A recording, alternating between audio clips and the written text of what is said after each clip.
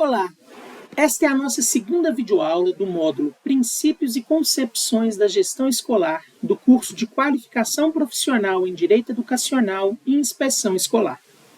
No vídeo passado, discutimos a passagem histórica da ideia de administração escolar para a gestão escolar, não apenas como uma mudança de nomenclatura, mas como uma transformação na sua compreensão.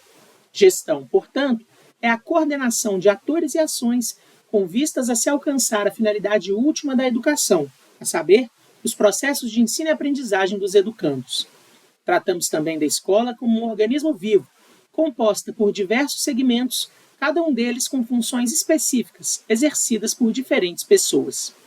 No entanto, conforme pode ser observado no guia de conteúdos deste primeiro módulo, a administração escolar não deixou de existir. Pelo contrário, ela continua sendo uma importante dimensão da gestão escolar, junto a outras. Nesta segunda videoaula, iremos tratar exatamente de algumas dessas dimensões. Entretanto, iremos adotar uma abordagem diferente daquela do primeiro vídeo. Desta vez, iremos focar em experiências práticas dessas dimensões, suas características e desafios. Para isso, convidamos um experiente diretor de uma escola da Rede Estadual de Educação de Minas Gerais, o professor Eduardo Santos Araújo. Licenciado em Letras e em Pedagogia, professor Eduardo é doutor em Políticas Públicas de Educação pela UFMG, mestre em Gestão e Avaliação da Educação Pública pela UFJF e especialista em Gestão Escolar, também pela UFMG.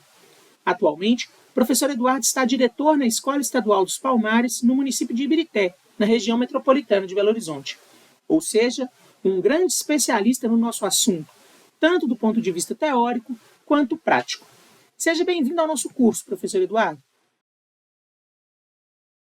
Então, seja bem-vindo, professor Eduardo. Muito obrigado pelo aceite ao nosso convite a participar aqui desse processo de formação do curso de Qualificação Profissional em Direito à Educação e Inspeção Escolar. Vou começar, então, fazendo uma pergunta, né? No nosso material didático, a gente fez uma discussão histórica de como foi se evoluindo a concepção de gestão escolar, de uma passagem de administração para gestão, mas que, embora tenha essa mudança de compreensão, que não foi apenas uma mudança de nomenclatura, mas uma mudança de concepção de como a gestão ela deve acontecer, mas que a administração continua sendo uma dimensão importante, não é? Seja do ponto de vista do diretor da escola ou da própria gestão, pensando num sentido mais ampliado, né? Então, quais seriam as atribuições administrativas da gestão escolar e quais seriam os desafios dessa administração no cotidiano da escola? Primeiro agradecer ao professor Daniel Braga pelo convite, agradecer o convite. É muito bom estar com vocês discutindo sobre gestão escolar, agradecer à Fundação João Pinheiro também, que está produzindo o curso. A pergunta sobre a administração escolar é uma das dimensões, né, da gestão escolar. Na verdade, apesar dessa mudança paradigmática, como o professor Daniel indicou, há todas essas dimensões na gestão da escola, das quais o diretor tem que dar conta. Esse gestor escolar precisa dar conta do seu dia a dia, de fazer uma gestão correta. E desde as minhas primeiras pesquisas sobre gestão escolar, a questão da administração ela aparece como como uma espinha dorsal da escola também, porque a gestão administrativa, mais assim, a gente saindo desse campo mais gerencialista e partindo para esse campo da discussão sobre direito à educação, ela sustenta todo o processo pedagógico escolar. Então, é necessário que o diretor tenha diversas habilidades e as suas atribuições elas também não são poucas, né? Aí eu coloquei alguns pontos aqui, já conversando com o professor Daniel anteriormente, mas a gente precisa fazer efetivamente uma gestão de pessoas eficaz, né? Então, você controla todos os processos relativos à vida funcional dos servidores da casa. Na Rede Estadual de Educação de Minas Gerais, nós temos também a atribuição de fazer as contratações das vagas que não são cobertas por professores especialistas, assistentes técnicos de administração e auxiliares de serviço de educação básica, efetivos. Então, a gente tem hoje na rede ATBs, né, que são os auxiliares técnicos da Secretaria de Escola, e ASBs, que em sua maioria são ainda contratados. Não sei, não tenho números agora para dizer, mas grande parte, os serviços gerais, com certeza, a gente tem mínimo na rede, então a gente faz essa gestão da contratação, né? E essa contratação não é feita de acordo com critérios subjetivos, são critérios objetivos, prescritos em resolução estadual, e é necessário nós seguirmos esses processos adequadamente, fazendo essa gestão, né? Também na gestão de pessoas, a avaliação de desempenho do servidor, tanto a avaliação especial de desempenho como a avaliação de desempenho individual. Essas avaliações de desempenho acontecem durante o ano, é necessário que o diretor conduza esse processo, ele não faz sozinho, ele não avalia sozinho, né? Tem os pares também que avaliam os servidores, mas é necessário que ele conduza adequadamente esse processo. A Para avaliação especial isso, é aquela que diz respeito ao servidor em estágio probatório. exatamente. Ah, O sim. servidor, ainda cumprindo estágio probatório, ele faz avaliação especial de desempenho inicialmente, depois ele passa para, sendo aprovado, considerado apto, né, na avaliação especial, ele passa para avaliação de desempenho individual na sequência, e a gente faz essa gestão ao longo do ano, então tem várias ações ao longo do ano.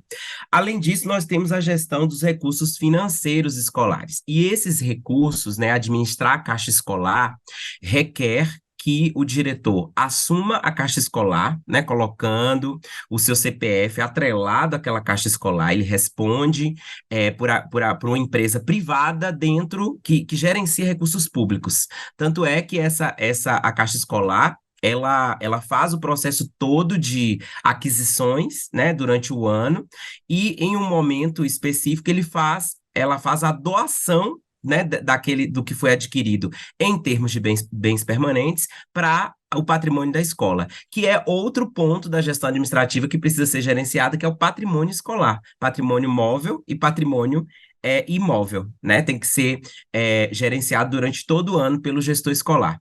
O gestor escolar também funciona como esse síndico, né? Que verifica todas as necessidades, e aí eu já aponto, né, dentro do âmbito de gestão democrática, para a descentralização dessas atribuições, que são diversas, para os diversos segmentos escolares, para que eles tragam as demandas, porque o diretor sozinho, dependendo do prédio escolar, né, tem escolas aí, escolas de médio porte têm 3.000 metros quadrados de área e tudo. Então, para fazer a gestão disso tudo, é necessário que essa gestão democrática esteja presente no sentido de que o diretor delega responsabilidades aos diversos segmentos, e eles demandam da gestão escolar, né, através do seu colegiado também, as intervenções que o diretor precisa fazer. Essa integração é fundamental para que o diretor faça essa gestão administrativa eficaz no sentido do prédio escolar, do gerenciamento do patrimônio móvel e imóvel. É bem Quando interessante. você diz que é É, uma empresa privada, é associação, seria uma associação que se constitui dentro de cada escola? é, na realidade, a gente faz o registro todo como uma pessoa jurídica que gerencia os recursos financeiros da Caixa Escolar, e que é uma pessoa jurídica de ordem privada, né? Para fazer esse gerenciamento, embora essa pessoa jurídica assine termos de compromisso o tempo inteiro com o Estado, né? E eu digo com o Estado relacionado tanto ao ente federado, subnacional, estadual, quanto ao federal, né? À União, porque você tem recursos federais ali implicados também. E essa associação, podemos colocar nesses termos, né? Porque tem algumas redes aí pelo país, que é a Associação de Pais e Mestres, que faz esse Uhum. gerenciamento. Aqui é a Caixa Escolar, mas funciona como administração de Caixa Escolar, né? É uma pessoa jurídica que administra Caixa Escolar. Em relação aos recursos financeiros também, é necessário dizer que são diversos tipos de recurso, né? E você tem que obedecer às rubricas de capital e custeio para executá-los, e não pode fazer confusão entre a execução de recursos, sejam eles advindos diretamente para a merenda escolar, porque nós temos dentro da merenda escolar fonte estadual e fonte federal, então a gente tem que fazer esse gerenciamento correto. Tem o recurso de manutenção estadual, existe os recursos relacionados ao PDDE, e aqui já puxando o programa Dinheiro Direto na Escola para a nossa conversa, é um instrumento por excelência da gestão democrática. Por quê? Porque o PDDE, para executar o PDDE, o diretor precisa obrigatoriamente passar pelo colegiado para definir quais são as prioridades de capital e custeio, de bens permanentes a serem adquiridos e bens e serviços em geral para fazerem a manutenção da escola e para alimentarem os projetos pedagógicos escolares. Então, esse momento também diz da gestão democrática, né?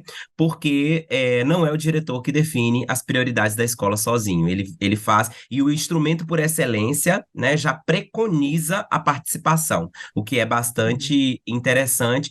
Não que os recursos estaduais não façam um movimento semelhante, porém, eu faço uma análise, assim, em geral, que não tem o mesmo peso do PDDE. O PDDE, ele tem a definição exata pelo colegiado. Os recursos estaduais, eles são apresentados ao colegiado escolar, né? Passam pelo colegiado para referendar o plano de aplicação, né? De certa forma, tem esse ponto, mas na prática ele acaba sendo mais discricionário, digamos assim, Sim. pelo gestor escolar. Queria só falar um último ponto, que é o ponto de escrituração escolar, né, da Uhum. secretaria, que é uma atribuição importante, né, o acompanhamento da vida de cada aluno ali, né, da gestão dos diários de classe, a questão da participação nos conselhos de classe, o acompanhamento dos índices escolares e aí dos resultados de avaliação interna e externa. Então, essas atribuições também demandam do diretor um conhecimento técnico, mas também tem um viés político muito forte no sentido de fazer a integração da equipe voltada para esse direito de aprendizagem. Isso também é um ponto importante. E na escrituração a gente tem todas as demandas de expedição de documento escolar, que é assinado pelo gestor, portanto, o responsável direto por esses documentos, como histórico escolar, que é muito importante que o diretor, embora não seja operacional que vai fazer o histórico escolar, tem que ter ali as ideias básicas do que são as cargas horárias, as disciplinas, a legislação que embasa aqueles históricos, para poder dar o suporte à sua equipe na execução dessa tarefa tão importante. Agora, retornando para a questão do desafio, é um desafio enorme para o professor que vai entrar na gestão escolar, mas também não pode ser um empecilho para que ele, que tem esse desejo, se qualifique para tanto. A gente tem na rede atualmente, né? Nós já tivemos alguns cursos de formação de diretores no passado, e já faz alguns anos que a rede estadual de Minas Gerais não tinha um curso de formação de diretores mais aprofundado, mais substancial e articulado. Nesse momento, existe o programa de formação, o Programa de Desenvolvimento de Gestores Escolares, PDGE, que é uma proposta exatamente para os diretores que já ingressaram agora, recentemente, e os demais se qualificarem para a gestão nas diversas dimensões, porque são essas dimensões todas que eu falei, são só uma pincelada, porque na prática você tem diversos outros desafios técnicos e políticos, né, dentro da gestão escolar. Mas, falando da questão da formação e dessa lacuna, quem tem interesse para ingressar na área, é importante que se envolva, primeiro, na própria constituição do colegiado escolar. É importante para conhecer alguns processos dentro da escola, então esse engajamento é fundamental para alguém que quer se inserir na gestão.